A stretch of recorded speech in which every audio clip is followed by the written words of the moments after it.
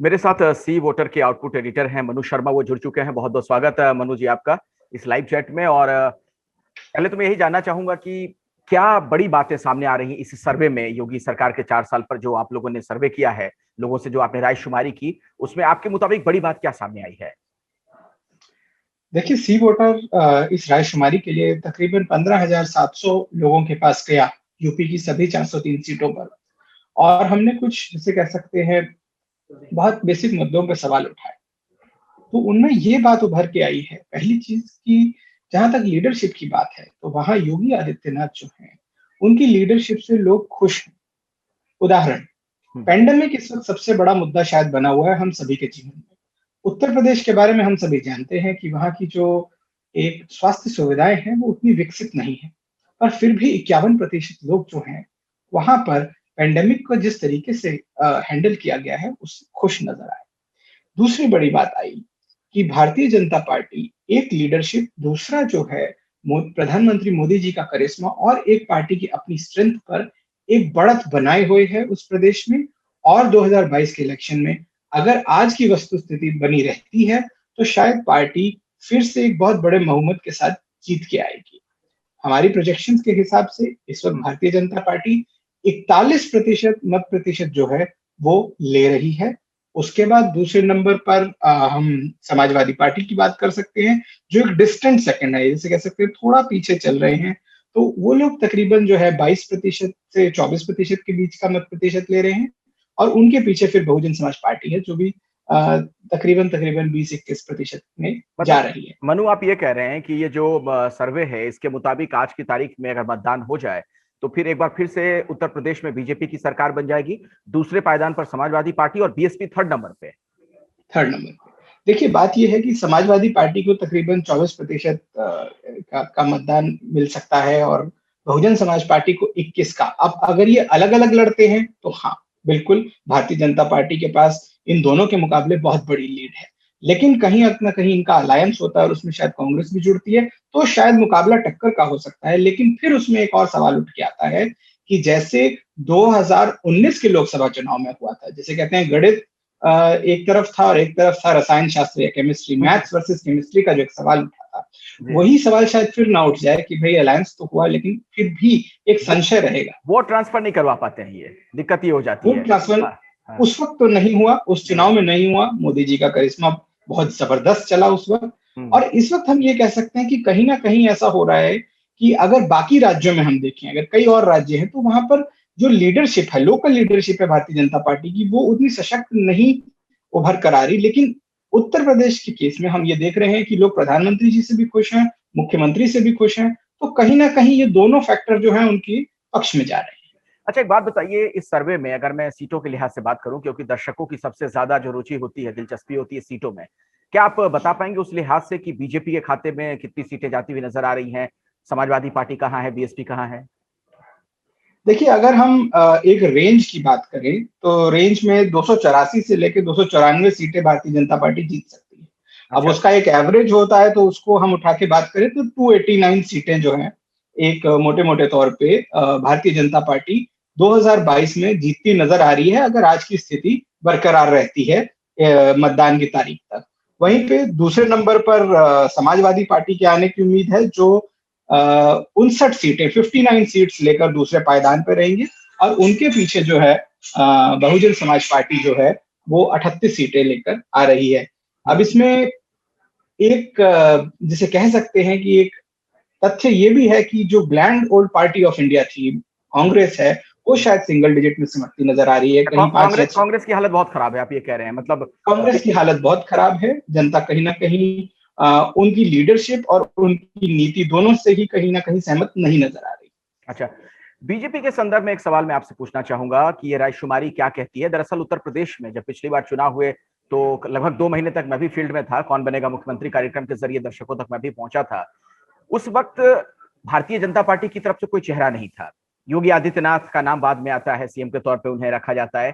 आपने जो सर्वे किया तो आपने क्या इससे मुताल्लिक कुछ सवाल पूछे थे कि क्या आप योगी आदित्यनाथ के नाम पर वोट डाल रहे हैं या प्रधानमंत्री मोदी के चेहरे को ही सामने रख रहे हैं अभी भी?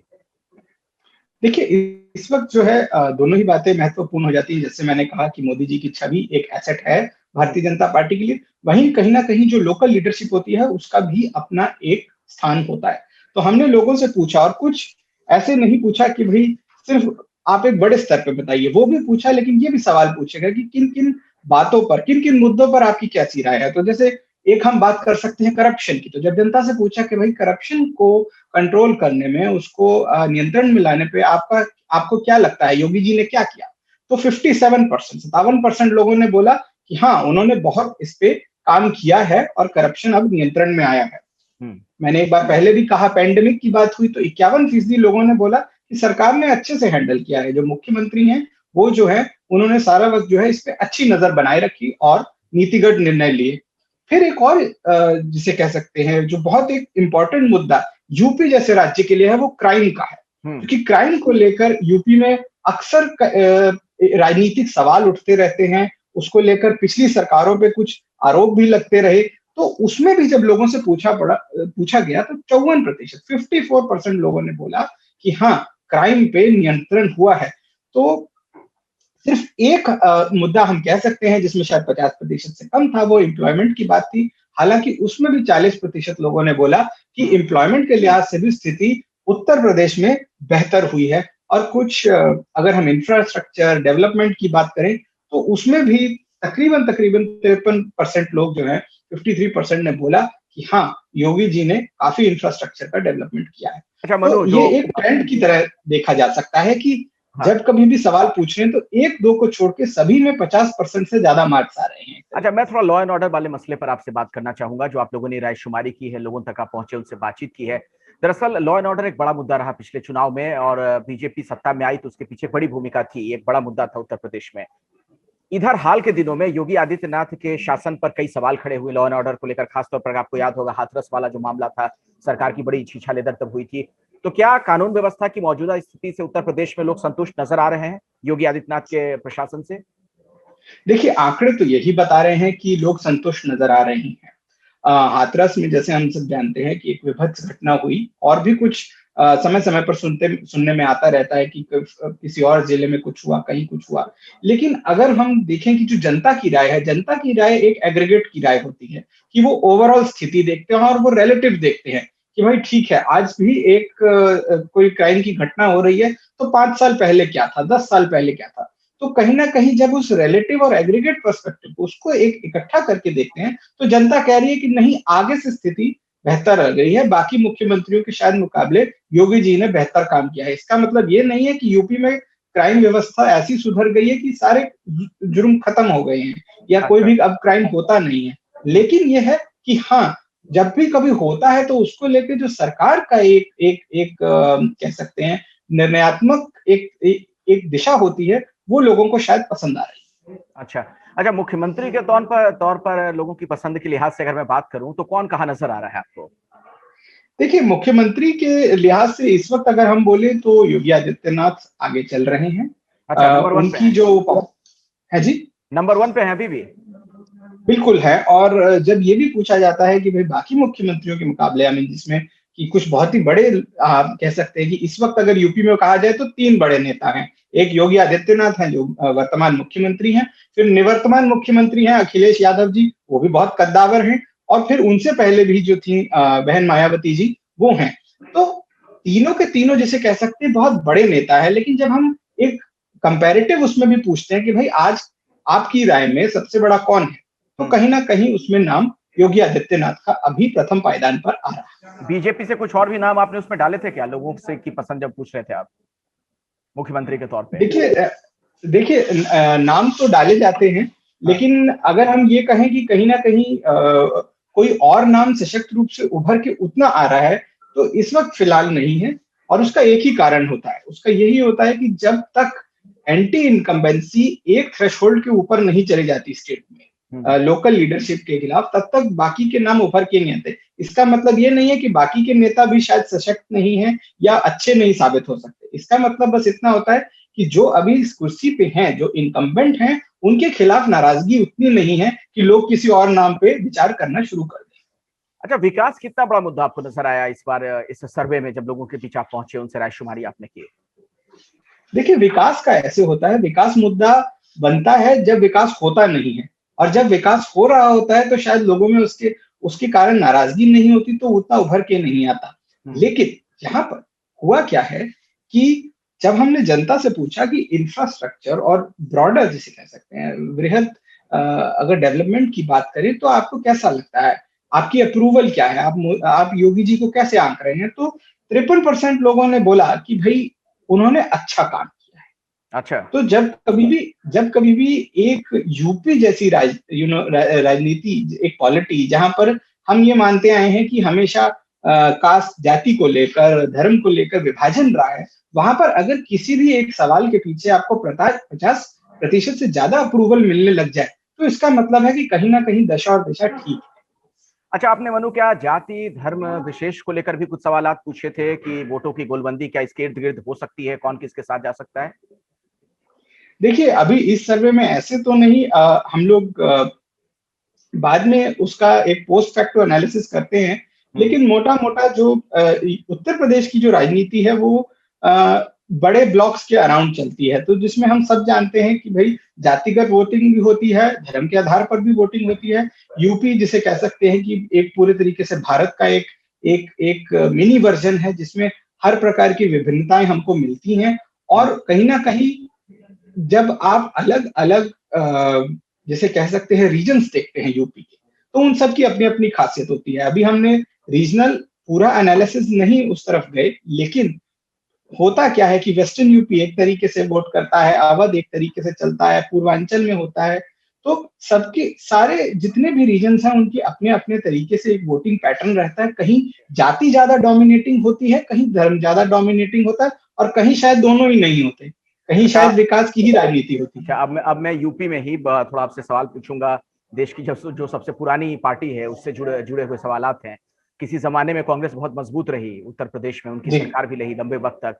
क्या प्रियंका गांधी जो प्रयास कर रही हैं या राहुल गांधी जो प्रयास कर रहे हैं बार बार वहां पर जाना, कभी किसानों के बहाने, कभी रोजगार के मुद्दे पर, कभी लॉ एंड ऑर्डर के मसले पर, या फिर हाल के दिनों में जो हमने देखा सॉफ्ट हिंदुत्व का कार्ड भी खेला कांग्रेस ने, क्या कुछ फायदा उससे हो रहा है कांग्रेस को यहाँ पर? देखिए इस वक्त जो प्रोजेक्शन है उसके हिसाब से तो कोई बहुत फायदा होता नहीं दिख रहा है। 2016 के जो इलेक्शन थे, 2016 के चुनाव में 6% वोट कांग्रेस को मिले थे, और इस बार भी आंकड़ा शायद उसी के आसपास या उससे थोड़ा 1-2 परसेंटेज पॉइंट कम होगा। और सीटों के लिहाज से अगर हम बात करें तो सीटें जो हैं, पिछली बार शायद 7 एमएलए थे और इस बार घट के 4 रह जाने की उम्मीद है। तो कहीं ना कहीं यूपी में जिसे कह सकते हैं कांग्रेस का आधार जो है वो मत प्रतिशत के हिसाब से उतना नहीं गिरा, लेकिन सीटों के हिसाब से जो है इस बार कुछ और नुकसान होता दिख रहा है। और जहां तक हम बात करें कि कहीं उनकी प्रदर्शन में सुधार की बात है, तो ऐसा बिल्कुल नहीं हो रहा है। गिरावट शायद हो सकती है, सुधार नहीं। अच्छा, आपकी अपनी जो एनालिसिस है इस सर्वे के बाद, आपको क्या लग रहा है कि अगर कोई बृहद गठबंधन बनता है एक ही छतरी के नीचे, अगर समाजवादी पार्टी, बीएसपी या कांग्रेस वाले आ जाएं, तो कुछ खेल हो सकता है, उलट पुलट वाली स्थिति देखते हैं आप? देखिए यूपी मैंने पहले भी कहा एक विभाजित राजनीति मानी जाती रही है। उसकी पॉलिटी में हमेशा ये माना जाता था, 2016 या उससे एक पहले चले जाए, 2014 के जब लोकसभा चुनाव हुए थे उससे पहले ये माना जाता था कि भाई जिसने भी 32 या 35% मत प्राप्त कर लिए वो शायद कहीं ना कहीं सरकार बनाने की स्थिति में आ जाते थे। लेकिन अब क्या हुआ, उसके बाद से राजनीति थोड़ी बदली और भाजपा ने एक जैसे कह सकते हैं कंसिस्टेंटली 40% से ज्यादा वोट शेयर को टारगेट करना शुरू किया, और कहीं ना कहीं सक्सेस भी मिली। अब क्या स्थिति है कि आज भी जैसी वस्तु स्थिति आज की है, भाजपा 40% जो है वो वोट प्रोजेक्शन पार करेगी। अच्छा। अब सवाल उठता है कि जो ऑपोजिशन है उनके पास बाकी बचे हुए 60 या जैसे कह सकते हैं 55% के तकरीबन लगभग का एक एक वोट शेयर है। अब अगर वो सब इकट्ठा होते हैं तो हाँ, थ्योरी में एक कड़ी टक्कर बनती है, बन भी सकती है। लेकिन फिर उसमें उदाहरण आ जाता है 2019 की लोकसभा चुनावों का, जहाँ की एक महागठबंधन बना था लेकिन शायद वो उतना प्रभावी नहीं हो पाया। तो अभी ये सब आंकलन की ही बातें हैं, इसमें सब गैस लगा सकते हैं।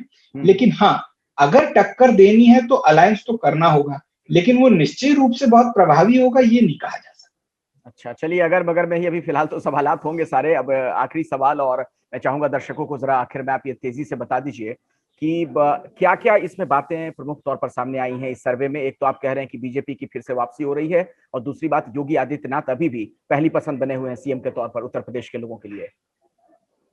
जी, भारतीय जनता पार्टी मत प्रतिशत के लिहाज से और सीटों के लिहाज से बहुत आगे है इस वक्त अपने प्रतिद्वंदियों से।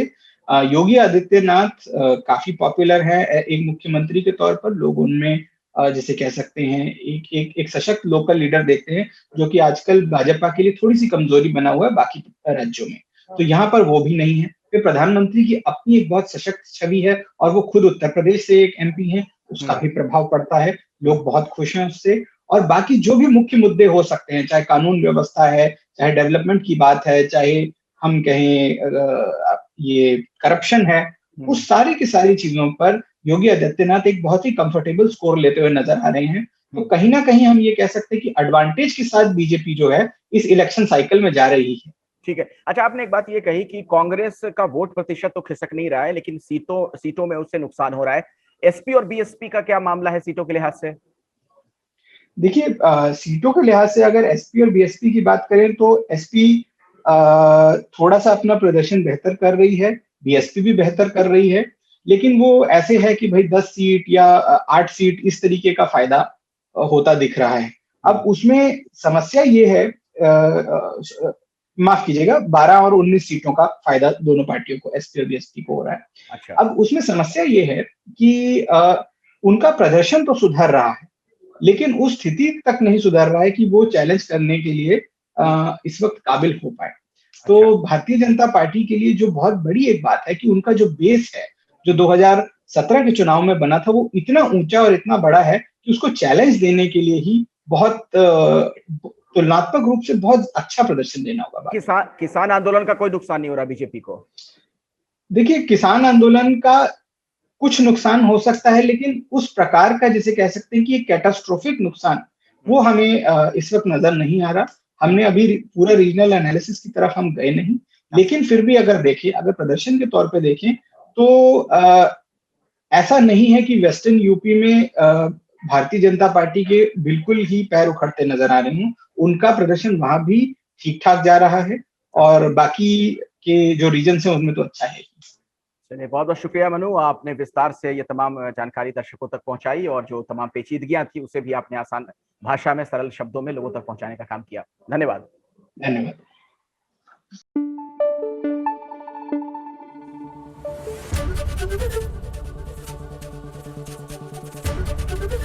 एबीपी न्यूज आपको रखे आगे।